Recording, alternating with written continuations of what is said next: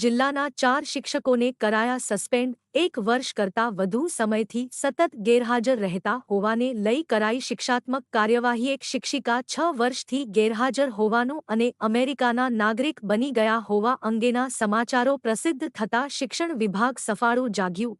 ગત 15 જુલાઈના રોજ શિક્ષણ વિભાગે પાઠવી હતી છેલ્લી કારણદર્શક નોટિસ। નોટિસનો કોઈ પ્રત્યુત્તર ન મળતા શિક્ષણ નિયામક ગાંધીનગરના આદેશથી કરાયા સસ્પેન્ડ। અત્રેના છોટાઉદેપુર જિલ્લાના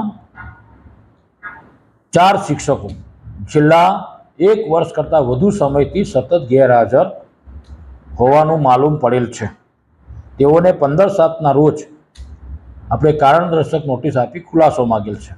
જેઓએ આજ દિન સુધી કોઈ પણ ખુલાસો રજૂ ન કરવાથી તેમના ખુલાસાને ધ્યાનમાં રાખ્યા સિવાય રાખેલ ન હોય, ખુલાસો આપેલ ન હોય, આજરોજ માન્ય નિયામક સાહેબની સૂચના અનુસાર પટેલ હેતલબેન મહેન્દ્રભાઈ, કુંડી લવેલ પ્રાથમિક શાળા તાલુકો બોડેલી, શાહ જાગૃતિબેન ગોપાલદાસ, કુંડી નવાવર પ્રાથમિક શાળા તાલુકો સંખેડા, પટેલ આકાશકુમાર મહેન્દ્રભાઈ, બરોલી પ્રાથમિક શાળા તાલુકો બોડેલી અને પટેલ ભાવનાબેન જયંતિભાઈ, ઇટવાડા પ્રાથમિક શાળા તાલુકો છોટાઉદેપુરને આપણે સસ્પેન્ડ કરવા માટેની કાર્યવાહી કરેલ છે।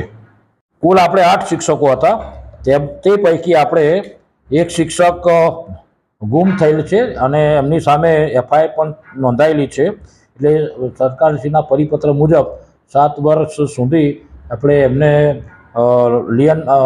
7 વર્ષ સુધી કોઈ પણ કાર્યવાહી કરવાની થતી નથી, છતાં પણ આપણે એમને લિયન પર મૂકેલ છે। બાકીના જે એક શિક્ષક છે એમને પોતે રાજીનામું આપી દીધેલું છે અને બાકીના જે 2 ટીચર છે એ આપણે 1 વર્ષ કરતાં ઓછા સમયગાળામાં એમણે સતત ગેરહાજર રહેલા છે, એટલે એમને કારણદર્શક નોટિસ આપી આપણે ખુલાસો માંગેલ છે।